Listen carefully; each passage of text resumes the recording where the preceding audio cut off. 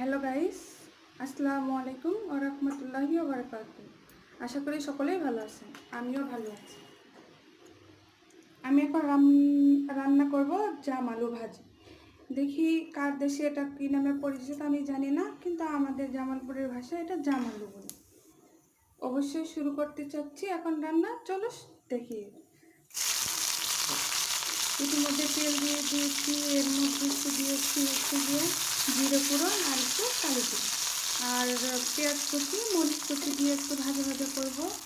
এর মধ্যে আরও একটু দিব এখন হচ্ছে গিয়া হলুদ গুঁড়ো, কেননা হলুদ গুঁড়ো দিলে একটু ভালো লাগবে, কালারটা ভালো আসবে। হচ্ছে একটু ভাজা ভাজা করে পরে এর মধ্যে দিয়ে দিব জাম আলু।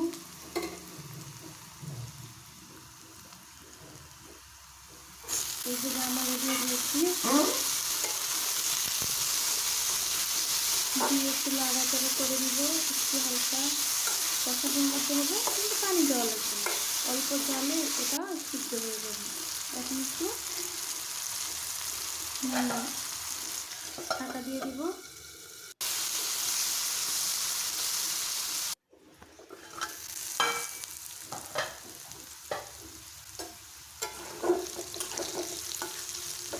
ঢাকনাটা সরিয়ে এখন দেখো আলুটা সিদ্ধ হয়েছে কিনা একটু চেক করে দিই।